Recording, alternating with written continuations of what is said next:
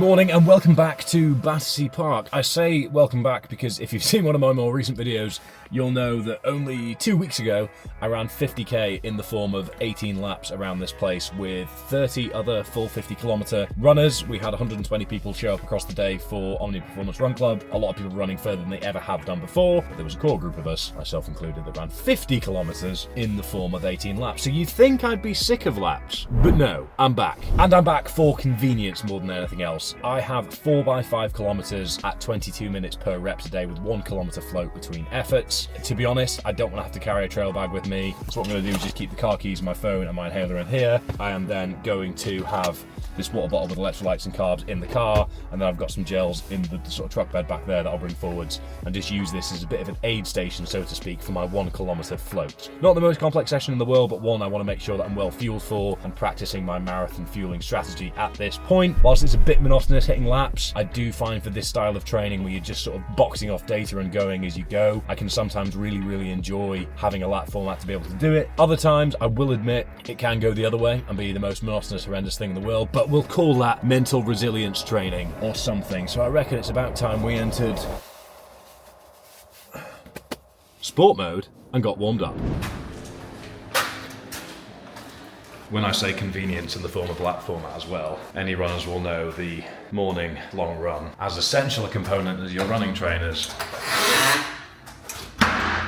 is this. Tactical nuke incoming!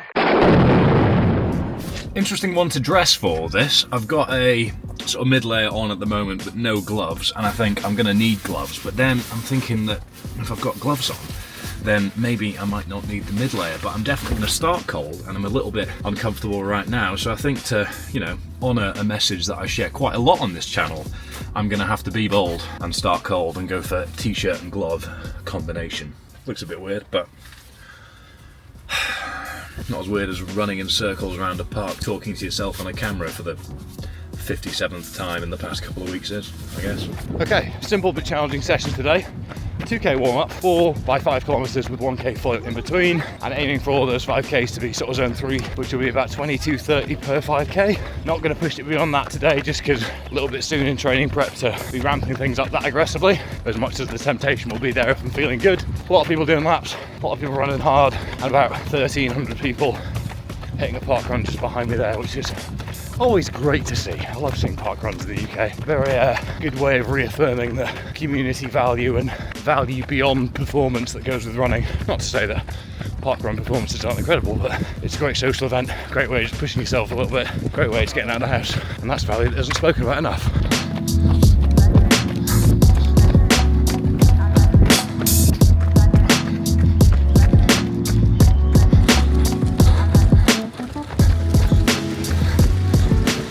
Gonna pretend I'm racing this one. How the fuck have I got involved in the marathon on the way home from a rave? Thank you so much. It means the world to me. Embrace the support and the atmosphere and completely destroy my planned session in pursuit of a 5k PB, perhaps. Rep number 1, 22:02, a little bit ahead of estimated pace, but it really felt like a true sort of tempo zone 3 effort, so I'm just going to stick around feel, go off sort of RPE, pace, heart rate combination, and just kind of land somewhere in that 21:30, 22:30 range per rep. In my 1k float now, feeling good, long way away from the truck though, so I'm going to definitely have to try and rhythmically get this one right. I've got a few gels with me, so I'll be okay, but I forgot that 5k wasn't going to bring me exactly back to where I started, obviously. So anyway, not much to report beyond I'm feeling good. People are sending it to my left, which is great to see. On to rep number 2. Listen. Rep number 2, 22:14. Still being very smooth, very sort of rhythmic, and I'm going to finish just by the car and it's my 1k float, so how things work out for the best, eh? Gonna get some carbs and electrolytes on board, 1 gel, and then hit rep number 3. Wow, hard to do that with my fingers, they're quite cold.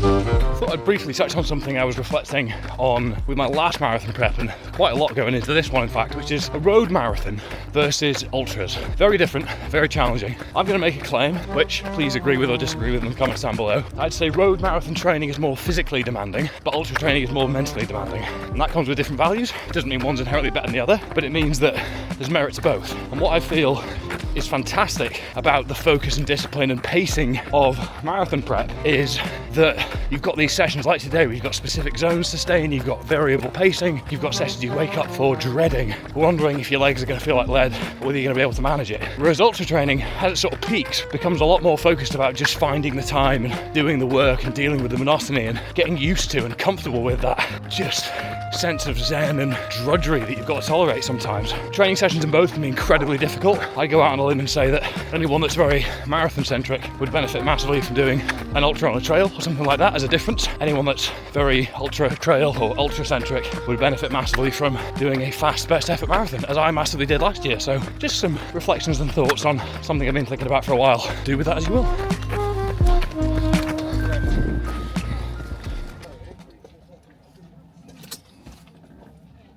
Rep 3, 21.55, still feeling very smooth. There is an overwhelming temptation to just send the last one and see where I'm at, but with all the fatigue I built up this week and 3x5k reps already, that would probably be bad messaging given the whole, stick to the plan, have predictable parameter stuff I always go on about on this channel. Let's see you at the end of rep 4.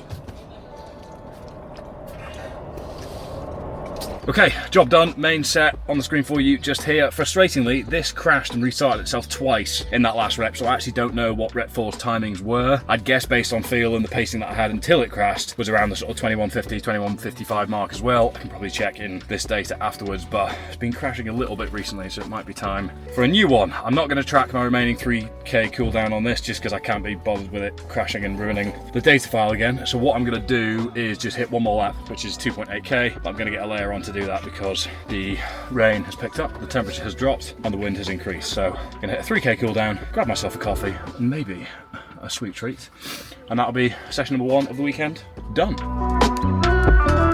Job done, coffee secured, and I even have a white chocolate brownie in my pocket, I must admit.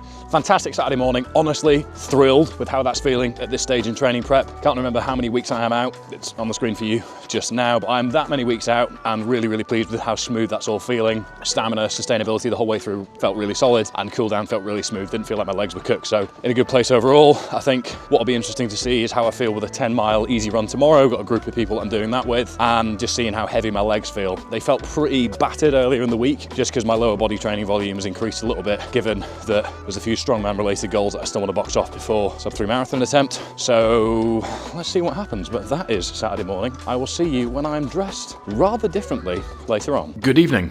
So let me preface this by saying that the theme for tonight's 30th birthday party is gym at 5, black tie at 6. So what I've gone for is a traditional black tie Scottish ensemble with some lifting straps as my pocket square, an SBD belt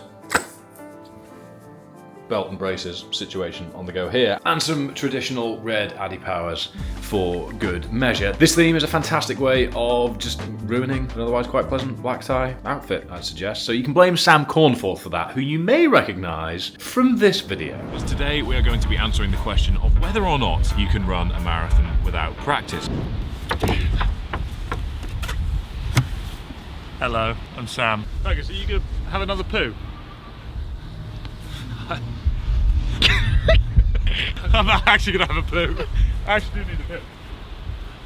So I have some concerns for Sam. And you're going to come with me because I think together we can peer pressure another video. Hello. Hello.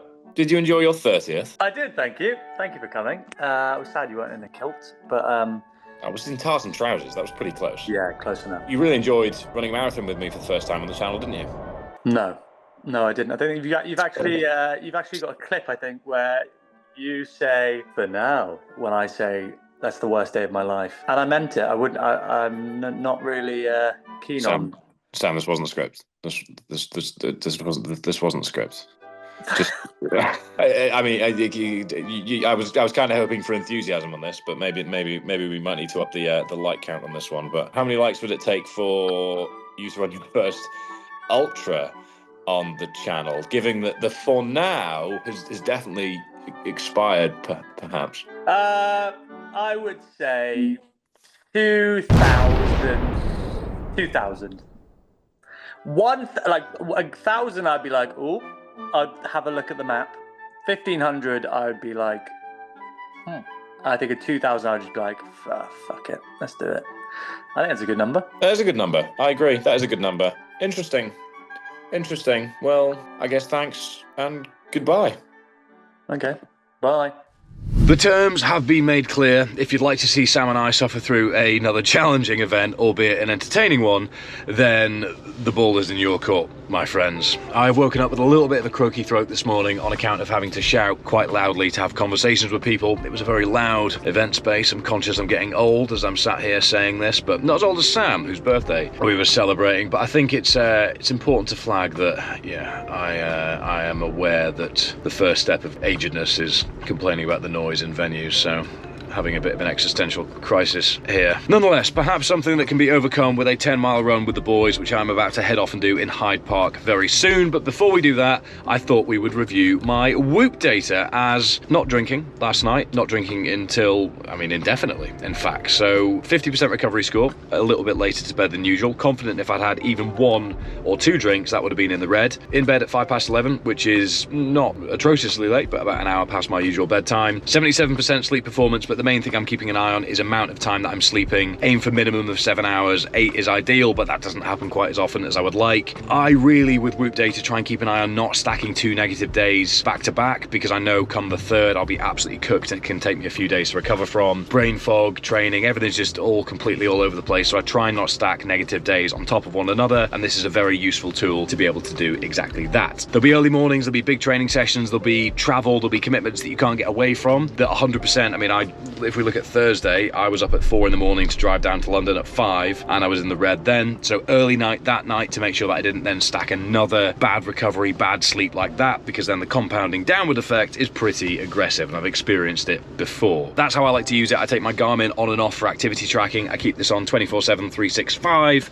as long as I remember to charge it, but the charger is modular, so as long as I remember to charge the charger, then everything is good to go. But not as good to go as your link in the description down below that will get your first month free if you would like to give Whoop a go for 30 days. See if it's for you. If it's not, no hard feelings. If it is, then you too can try and not stack negative days back to back and reap the rewards like I have done over the years. Sustainability is a huge part of the discussion that often gets missed online. Grafting, stay hard, all this stuff is useful, but as long as you know when to put your foot to the floor and take your foot off the gas sometimes. We can't be 100% all the time, otherwise we'll wheel spin and crash. Not the strongest analogy, but an analogy nonetheless. Link in the description down below. Let's head to Hyde Park for 10 miles.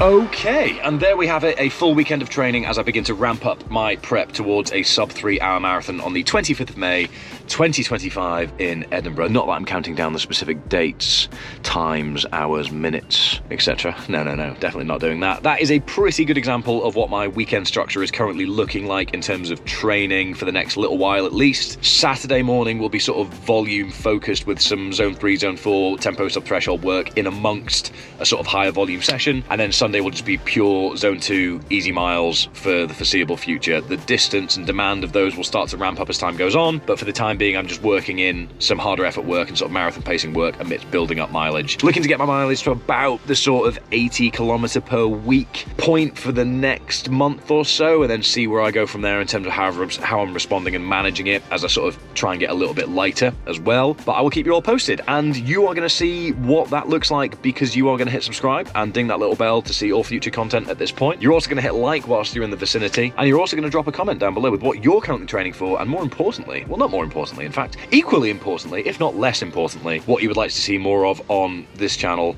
as part of Marathon Prep and beyond. So thank you very much for watching, and I will see you very soon.